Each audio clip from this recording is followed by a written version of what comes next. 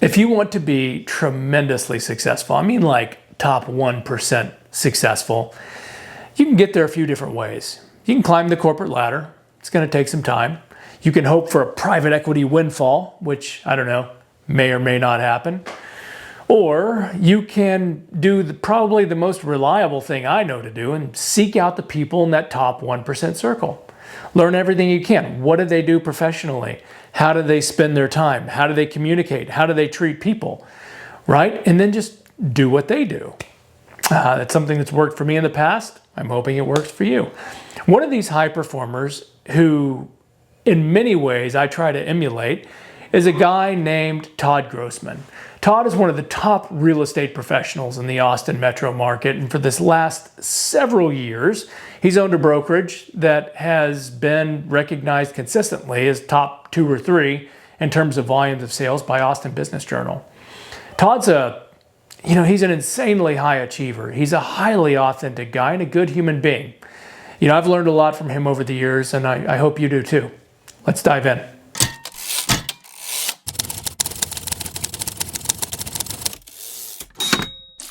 You are now listening to the Stark Lane podcast. We met in 2009. Right. Austin and Central Texas as a whole, it's like a totally different country back then versus what it is today. Tell us about that, because you've been there since before 2009. You've seen this whole evolution. You've been successful through it all. Yeah, it's funny. I got here just a little bit before that, 2007, and yeah, it has changed. Although I will go back to when we first met. It's funny. So I still remember the very first person that I met here to sell real estate to. Came here from Vegas, successful in Vegas. Thought I knew what everything was Texas, and I show up to a pretty luxury home at the time, and I'm dressed to the nines. It's middle of July, and man, I am in a suit and I'm ready to go. These people open up their Sprinter van, and they look like the Beverly Hillbillies. They were worth a crap load of money from the oil industry, and they made me leave and go home and get changed before they'd work with me. The reason why I bring this up is I still remember the very first time we met. You pulled up in your Hummer, and you had a sport coat on, and it was hot outside, and it reversed on me. I'm dressed differently. I'm like, man, Ryan, you got to go home and get changed. I was from Dallas, coming down from Right. Dallas. That's the culture up there. I think similar to Vegas at the time. And Austin was a culture shock in 2009. There's a reason there was a stigma for, sort of center left hippies and artists and artsy people, culture and food, the kind of things that make you crazy if you're from Dallas and your entire life revolves around, hey, how can I get like 2% more this month? Yeah. Different game. Different game. So to answer the question that you drew up for me, it's changed a lot. When we first moved out here, didn't really know what the heck we were getting ourselves into. Leslie was riding around in a G-string, and it was just okay to see a transsexual male riding around on a 10-speed bike in the middle of downtown, and that was socially acceptable. It was just accepted. You adapted to it. And for everyone listening, Leslie is a world famous dude, drag queen that was doing all this before it was cool, like way before COVID. Yeah, way before COVID, way before it was acceptable, way before we had any sort of acronym other than he and she. So, Leslie was the GOAT, I guess. But that was what you expected. You went down to Shady Grove on Barton Springs, and everyone brought a cooler, and you sat, listened to music, and that's just what it was. And how quickly that changed. So, South Congress, the hippie mecca, go and see people selling their streetwear and their arts, has now turned into a Hermes store and a Nike store and Kendra Scott's headquarters, and just all this stuff that wasn't there when we first moved in to the area. And it's amazing to see in less than 20 years, 2 decades, how a city can just completely go from this cool, keep Austin weird and live music capital of the world to this behemoth of a metropolitan city. So it's completely did on 180. From a culture perspective, one of the things I've noticed about Austin is very similar to Houston. It's much more of an international city now. It is. I mean, the biggest change, not big change, but because, before I was here, before you made a stop here, there was IBM, there was, Texas Instruments. There were all these national known companies, Dell, which is still here, Yeah. obviously. So we were just scratching the surface. And, over the last decade and a half, all of a sudden we became this tech just behemoth. So it Yeah. has become very cultural where, and when I say cultural, I mean I say that somewhat lightly in the fact that you think culture, you think of New York City, you think of LA, you think of these big cities where you walk down the street and everyone looks different. I will not say that that's quite where we are right now. We're more neighborhood specific of where cultural diverse changes, but yeah, it's just been a completely different city, a lot because of the tech industry. And during COVID, that shifted again, didn't it? With some of the people, some of those influencers moving in. I mean, do you still have the celebrities with second homes there on the lake, or is there more of a sort of permanent presence there? There's definitely becoming more of a permanent presence. I will say, and I didn't, I don't think I'm the one that trademarked this name, but really the Joe Rogan effect that happened during COVID. When you got a guy that's that widely popular, gets paid a shitload of money on Spotify. He's got a lot of Yeah. listeners. So, he got fed up. He got fed up with California, he got fed up with the policies, the taxes, the cost of living, and the fact that really you had to be if you're a celebrity, you got to stay there. So he sort of bucked the trend quite a bit, and he really caused the Joe Rogan effect. I mean, as soon as he announced he was moving here, the world just opened up. Now, perfect timing with COVID, and people could work from wherever the heck they want. But he really was the one that brought a lot of his followers, the celebrity scene, as one to be around him, but also his friends. And yeah, it's been crazy, and obviously we're seeing the next one. The Musk effect is in full effect right now. It's crazy, but we are, to answer your question, man. I played golf a couple days ago with a client at a prominent golf course out here, and Alex Caruso was teeing off in front of us. Jamal Charles was on the fairway next to us. Um, Sergio Garcia was eating lunch as we were coming around the turn.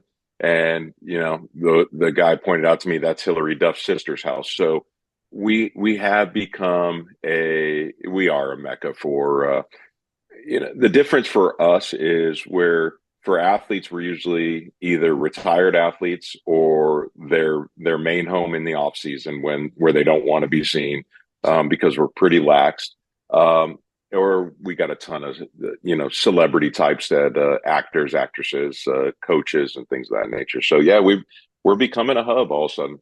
It was funny. I think even back in 2009, one of my first encounters, I'm in the Hallmark store, trying to find like a Mother's Day card or something. And there's this like 9 foot tall dude next to me. And I look up and some kid says, "Oh, that's the Undertaker." I was like, Crazy, right? so you never know who you're going to meet in Austin. And No, it's crazy, man. And out here where I am in the metropolis of Fayette County, kind of between Schulenburg and Flatonia, we don't have a city at right. where Railhead Ranch is.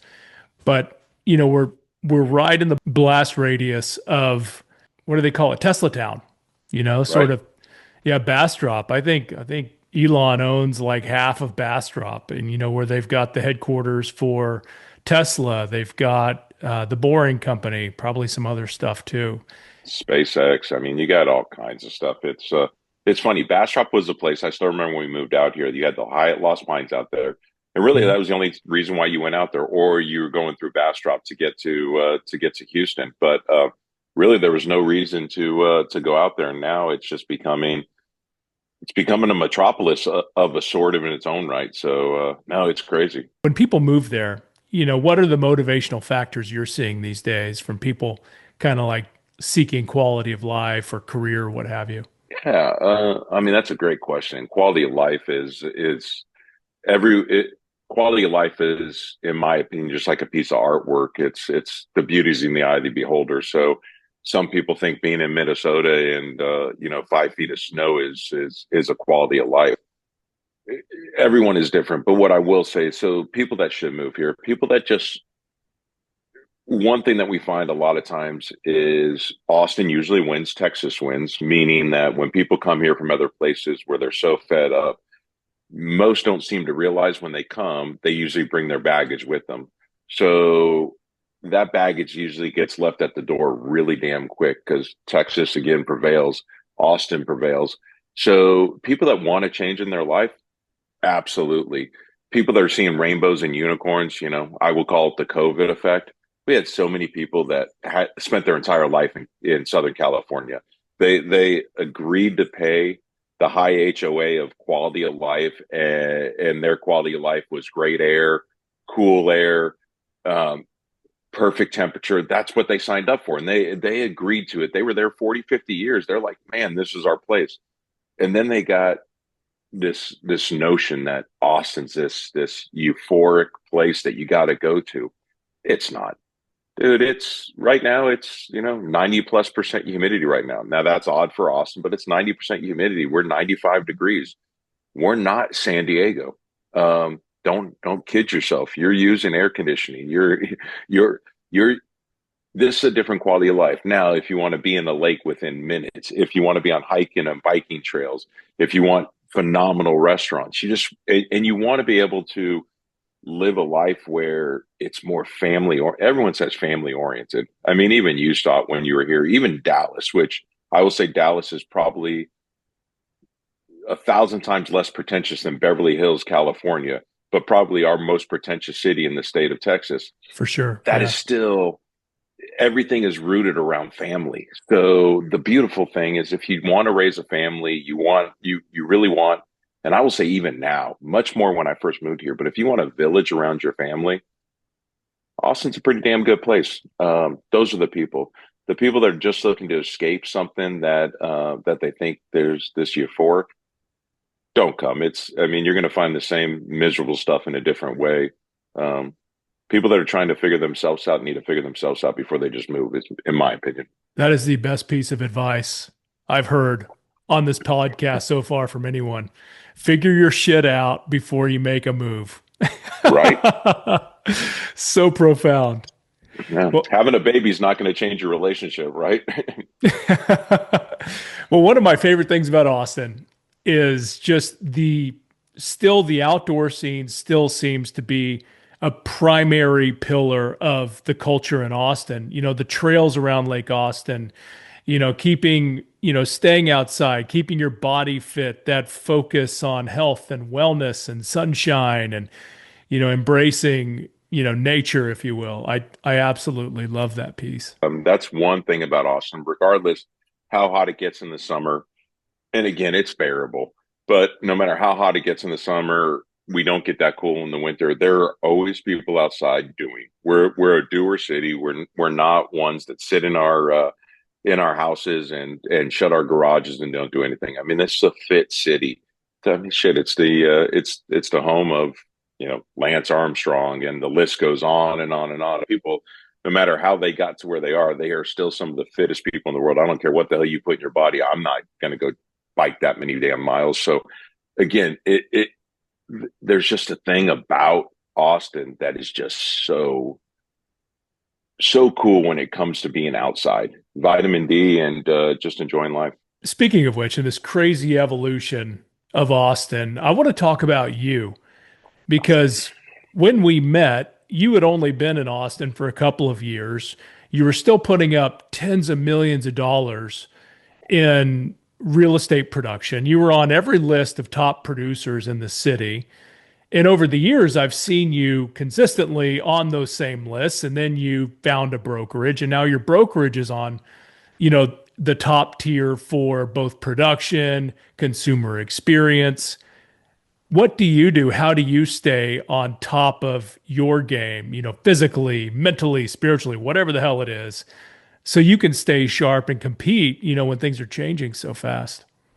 Yeah, well, thank you. And there's sometimes we take stuff for granted, and we don't even know how we get to places at times. I will say on the fit part, again, I will go back to reading Ryan.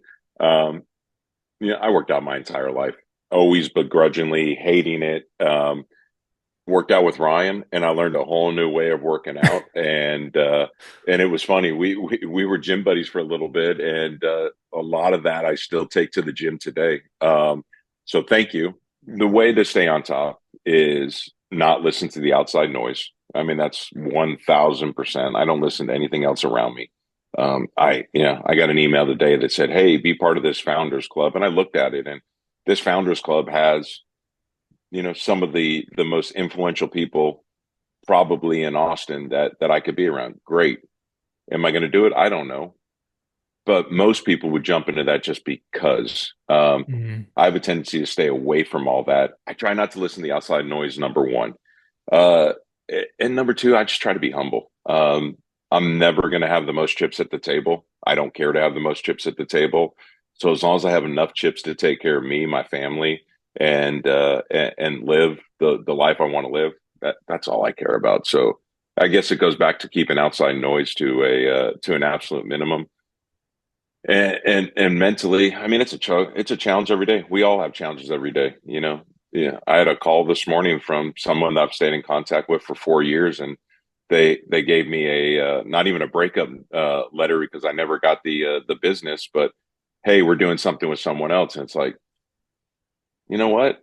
You saw what I did for 4 years, and we haven't even consummated yet. So imagine once we get together, and so we always challenge. And again, is that piece of business going to severely change my life? No, but I don't do anything for the financial gain. It's I want to win everything. That's just who I am.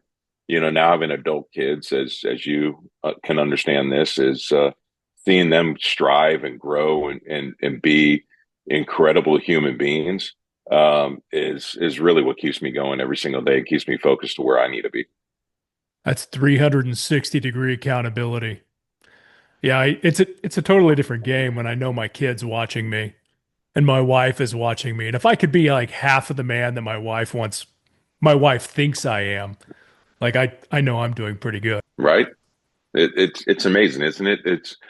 I will, in my personal opinion, and there's a lot of successful males and females that are doing it for themselves, even with having a full family and everything, but they're doing it for themselves and they're very successful. And you can usually look right through that soul and realize they're in it for the wrong reasons. When you're doing it for someone other than yourself, it's profound how easy it really becomes to get to where you need to be because you're doing it for someone else, and as long as they're happy, it's like giving gifts. Most successful people love giving gifts. They could give two craps about receiving. Yeah, there's something to be said, like your career in particular, something that fascinates me, is that it's that long-term grind, building year over year, same discipline, same circles, for all intents and purposes, doing the same thing every day, like me, like Stark Lane. I know how I do it, and I always go back and I look at, people that are on TV or they do something and they build upon something, and there's a lot to be said for that. But it is so much easier to say, "Oh my God, I am bored to tears. If my phone rings again, I'm going to throw up. I want to go do something else somewhere else." What keeps you in it? That's a valid question. It's that day to day grind that I've just become accustomed to. That there's been many times I've said, you know what, I'm going to go do something else. I'm going to throw the phone through the window. And a lot of it's that fear of you're good at something. Why change? Are you really going to be good at something else? So it's definitely a fear. And then the other thing is working hard has never been a topic conversation. I don't even know what working hard is because I don't know what not working hard is. So whatever Yeah. comes in front of me, and there's days that, I sit on my ass and don't do anything. Um, but and I give myself a little bit of freedom there. But the bottom line is, whatever's put in front of me, I get it done. So I never consider it hard work because whatever it is, it just gets done. I mean, if you go out on the ranch right now and you got to go throw some hay or the tractor breaks, you fix it. I mean, Yeah. it's just you do what you have to do. So um, it's never easy to every day just grind it out. But really, it's all I've ever known. It just you just keep on pushing forward one step at a time.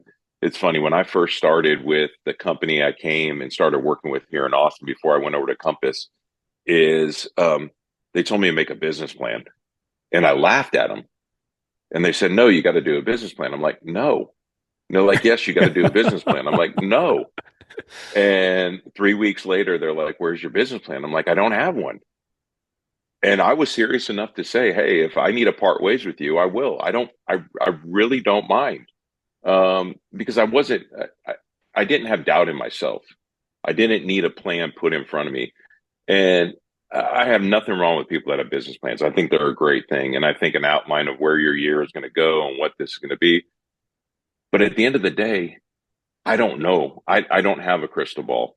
So for me to plan something, and I know as long as I put one foot in front of the other every single day and I do the right thing, I'm honest with people, everything's going to be just fine. So why do I need a plan to tell me how to get there? So it's funny. That's the way I'm wired. I'm wired different. And one thing the only thing I ever pat myself on the back with is I know who the hell I am. So I don't ever try to change that. Yeah. I know Yeah. I could be inappropriate at times. I know my wife's going to kick me underneath the dinner table at a formal event for saying something. I don't care. I'm not trying to be somebody else. So um, that's how I keep going. Is I just stay true to myself. Authenticity. There's no substitute for authenticity. And if you can give authenticity to other people, I think that's just such a powerful weapon. God, what book was it? It was a lady on this podcast who recommended the book. Geez, now I'm blanking on it. I'm going to flash to it right here when I find it. But it's about the guy that wanted to have the top restaurant in the world, Unreasonable Hospitality or something like that. Okay. But a great book. And he defined authenticity as serving something that you would want for yourself. Because if you're just giving your best out there and showing off everything you can do, it comes across as pompous and arrogant. But if you try to give somebody what you think they need, you're pandering, and nobody wants to be pandered to.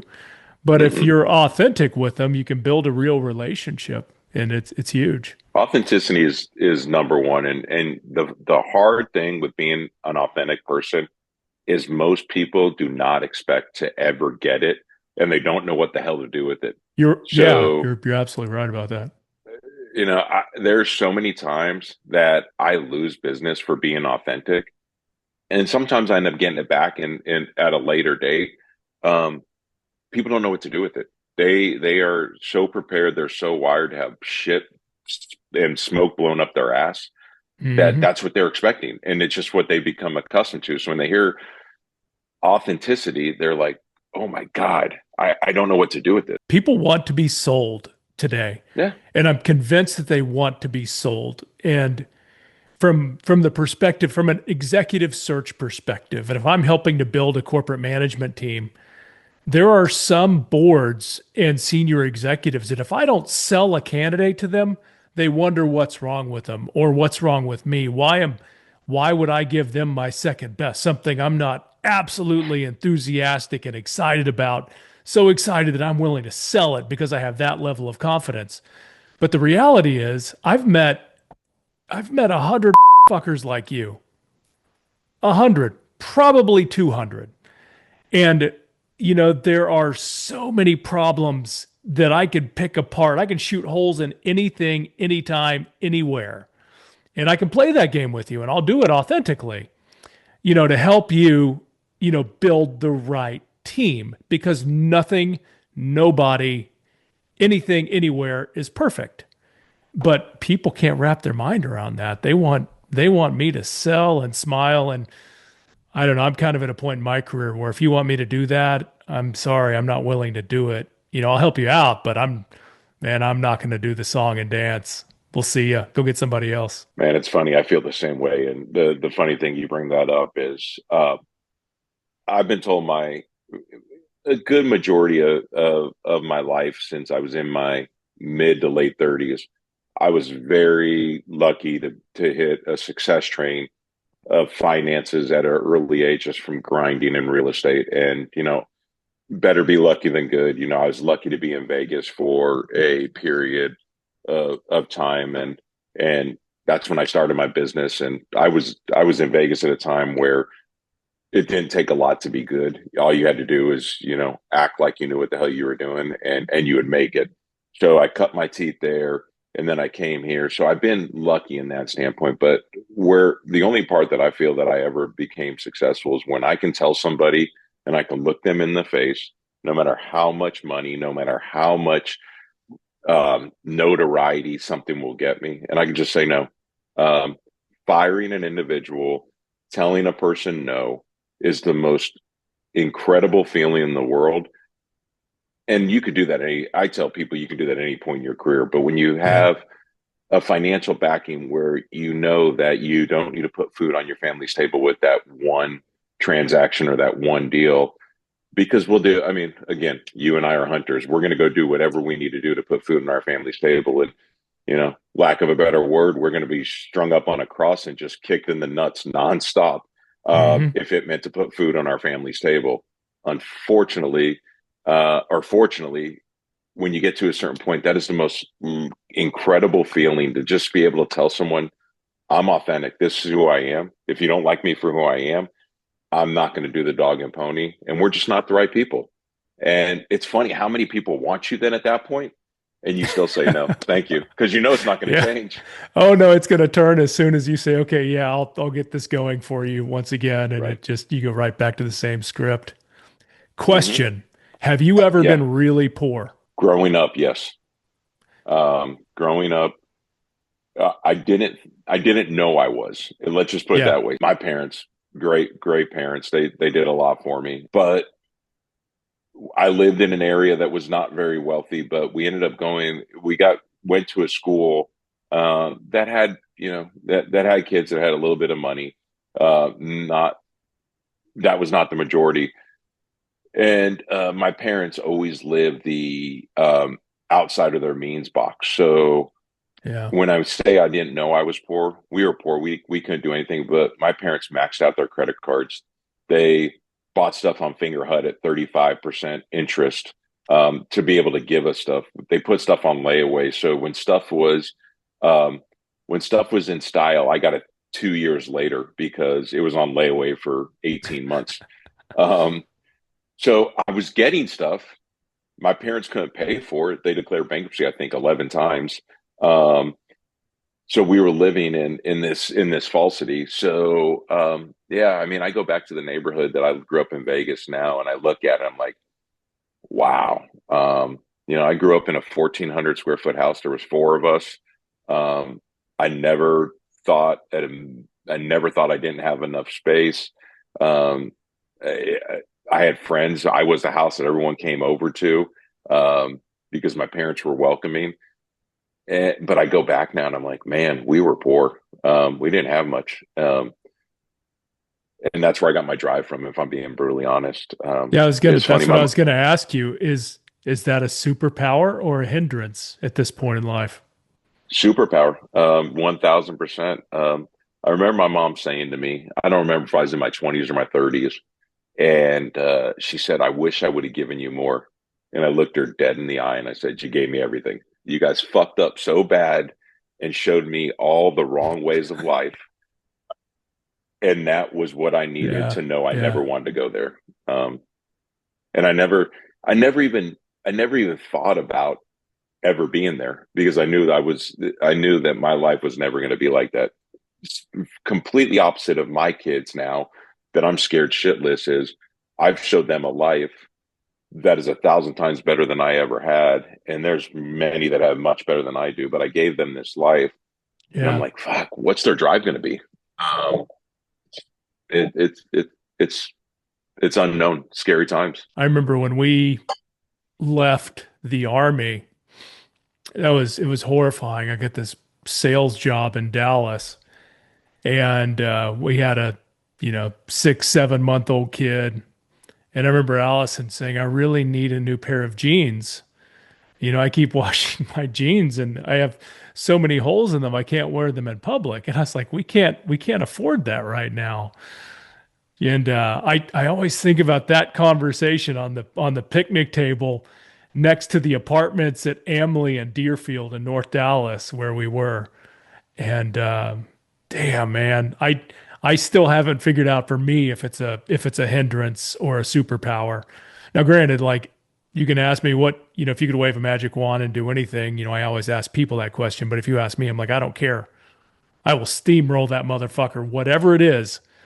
I will do whatever I have to do. I will win it. I will take every bit of fruit from that tree and I'll take it home to my family because of where I came from. But at the same time, I'm like, yeah, I'm not going to get too far from the edge of the pool because I know the edge of the pool is safe. It's funny. I feel the same way is because I've had these fantasies of going on these expeditions, and I always stay at the edge of the pool, hold on tightly. And again, you and I are similar in the fact that no matter what we do, we're going to be successful at it. It's just because we've got that Yeah. mentality of, we're not gonna fail. We might fail along the way, but the final outcome is going to be a success. We'll fail because we're going to trip and stumble because it's something new. We've never done it before, but the end result's still going to be the same, where we're going to get to the end as a success. And the only reason why we're going to do that is because we're wired that way. We're wired in the sense that no matter what we put ourselves in front of, if and I'll speak for myself. I'm an all gas or an all brake. I don't know anything different. So I Yeah. don't coast in anything. People said to me, well, at some point you want out of real estate. We get it. Why don't you do something in the meantime? I don't know how to do that. I don't know how to coast on one thing and do something else. It's you're getting all of me or none of me. So, but that's why we be successful with anything else we do, because we're going to put the gas down and figure it out. I mean, it's just how it is. I love being able to talk about being successful unapologetically and not tiptoeing around, you know? No, it's funny. It's no one wants to admit when they're, let me rephrase that. The ultra wealthy, the the Bezos of the world and that, they're unapologetic, but in a way that they want everyone. It was funny. I was listening to Shaq make a comment, and Bezos pulled the reason why Bezos came up in Shaq. So Shaq he was on a podcast, and they were talking to him, and he's like, "Man, I've chased and I've chased and I've chased, and I pull up in Saint Tropez, and I'm on the biggest yacht." And he goes, "Then I go to Monaco, I'm on the biggest yacht." He goes, "And I'm always got the biggest yacht." And he goes, "That's just who I am. I want the biggest yacht." He goes, "I really don't give a fuck. I want the biggest yacht." And he remembers in one of these islands he was pulled up, and he's docked, and he's sitting there, he's partying, he's Shaq, he's doing what he's going to do, and Bezos pulls up next to him in a yacht that's almost double the size. And Shaq just looked at it, and that was his epiphany of, I no longer can have the biggest yacht. He's like, it's not going to happen. And where I go with that whole thing is the unapologetic people, the Bezos, the Shaq, they want you to know that they've made it.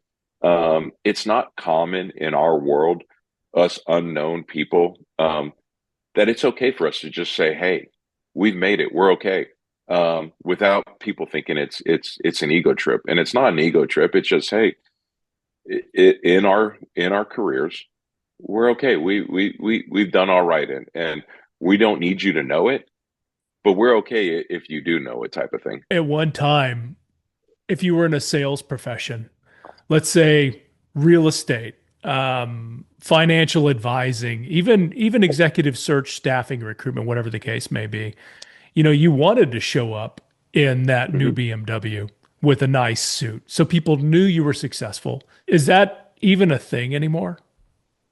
Yeah, I mean, I still think people are, especially in my industry, um, for whatever reason, and I get it. You put it, I get it. I don't get it. If you're in a luxury real estate market, one, you don't want your realtor to have more than you, because that doesn't make any sense. That means that something's off. Um, but you want them to be polished. You want them to be feel like they've had some wins in their life. Shouldn't make a difference, but that's still the way it is in my industry. Um, the most beautiful thing coming to Austin that I found, um, because I used to feel like I had to be polished and dressed in this and that, and I realized I could show up in a t-shirt and shorts, and I'm confident enough of what I'm about to tell this person that it doesn't matter what the hell I'm wearing, what I'm driving, or any of that. Now, again, am I going to go get a jalopy of a car and pull up to a client's house? No, it's just not going to happen just because, one, I don't care about cars, but I do know I need something nice. I do like driving a nice, clean car, but it's such a humbling feeling knowing that you don't need that. Yeah. That fake. I still remember faking it till I made it, and it turned out almost perfect for me to realize. So I still remember I'm in Vegas. I'm just getting started in real estate. I went my first 8 months. I haven't sold a fucking thing. I'm like, is this the right career for me? Prior to real estate, I tried everything else, and my family would never tell me I was a failure, but they'd always make. I was the one they'd make fun of at the dinner table. Todd can't hold down a job. Todd doesn't know what he's going to do. Todd, and I was like, and it never got to me. I was like, whatever. Where I'm going with this is, so I get into real estate, hadn't sold anything in 8 months, and I end up buying an old Land Rover Discovery that looked good. It was a piece of shit. I was always worried if it was going to go or not. Then I ended up getting an NFL client. I was working at Coldwell Banker, and it was a referral. And I got an NFL client, put him in the back of it, and I'm driving around. And the whole time, I thought that this was it. And I realized really never made a comment on the so-called vehicle. I thought I was driving around and right. And I'm like, none of this matters. I realized at that point I was a real person to him, and Hmm. that's all that he cared about. Didn't care about anything else. Do you think someone new coming into real estate could be successful in Austin these days if you're looking down the barrel of a new career in real estate? Man, it's funny. I tell people all the time, real estate's hard regardless. There's so many shows about real estate. They make real estate look so glamorous. Real estate's a pain in the ass. Real estate's been a great career for me, and but no different than if I was going to open up a coffee shop or whatever it may be. It's a business. And the difference between real estate and a lot of businesses, one, you're working pro bono. There's no paycheck at the end of the day. All your hard work is coming with the what if. It's no different than going to Vegas with $100 in your pocket, and you know how to play blackjack, and you've mastered blackjack. You've studied the game for 4 years before you even sat at the table. Well, there's no guarantee that the cards are going to go your way, and you just keep on going and grinding and grinding and grinding and grinding and hoping for a paycheck. And the difference, very similar to that blackjack analogy, is you're spending money along the way to get there. And there's no way around it. You need to spend money if when you have the business, or you need to spend money to get the business. Um, and then sometimes I pinch myself. One, there's no hidden fact of what realtors make. I mean, it's easy math of percentages off of a number. So sometimes I feel guilty off of the paycheck that comes, because some are, at this stage in the career, when you know what you're doing, some of them come relatively easy, but those easy ones take up for the really hard ones that took a long time. Um, but where I'm going with that is, and sometimes I pinch myself, is it's still a house, no different than going to a 7-Eleven. And 7-Eleven has, how many products on the shelf. Hmm. And you were going to walk in that day, and you might be the owner of, Fiji water. Well, what's going to get someone to walk all the way around that 7-Eleven, pick up that one Fiji water and take it to the shelf? No different than real estate. It's still a house. It's got to fit that person's wants and needs. There's a lot of houses on the market. Um, and people forget that. They almost think of a house as like it's just this easy commodity that's going to move. It's still something that needs to fit somebody else's personality and fit. So it's, when you look at it all in a whole, it's a tough business.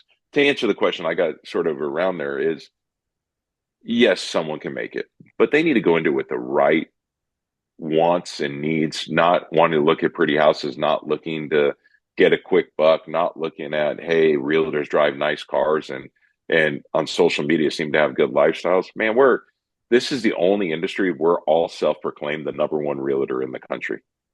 I mean, it's Yeah. the most fucked up thing in the world is we're all self-proclaimed the best. Well, we all can't be the best. It's tough. So here you have this new person coming in and everyone's the best already. How the hell are you really truly going to be the best is the question. So is there room? Yes. Um, but man, you got to do some soul searching before you do anything. It's not just real estate. You got to have your true desire and want.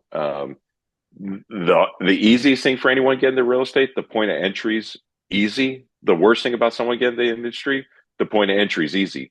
So there's a lot of Yeah. people getting in. My industry's the same way. There's almost no barrier to entry. So a lot of people come in because they see the possible paycheck, but the reality is kind of like real estate. It's not a numbers game. A lot of people call it a numbers game and they throw as much crap at the wall and they just hope something sticks. But it's like there's a certain amount of art that goes into it. You have to understand people, you have to understand companies. You've got to be willing to check your ego and do good deals, not bad deals. Because, hell, I mean, if you look at the number of Chapter 11s out there, you can put deals together and you can board some numbers, but still got to worry about getting paid these days too, which is a challenge. Oh, 1,000%. And the most incredible thing about my business today is 95% of it comes off repeat referral business. So what you just said, it is the most humbling thing for me to know that almost all my businesses come from people that have worked for me before or referring me to someone because I've worked with them before and done a great job. So that's just such a good feeling that you know that you done right by people. Because, man, there was a realtor in Vegas and the dude did a shitload of business. I mean, a shitload. And I would just sit there and I'd scratch my head. And they were one time deals because he was dirty, he was slimy, but he got it done. And you wonder why someone would work with that. But I couldn't imagine having a business where you're putting up big numbers and you got to try to reproduce that every year with a whole new book of business. I give the guy credit that he was able to do it because he did it year after year. So, but that's just, I put my head on the pillow at night. And other than I'm getting older and I have cricks and crinks, but it's not because of my conscience, which is nice. Well, on that note, you've got customers to take care of. It's Friday. I've got work to do. We should get back to work. Absolutely, man. I enjoyed this. It's always good chatting with you, man. Thank you.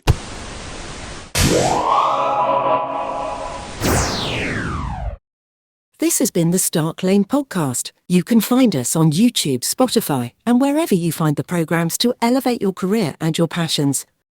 Now, get back to work.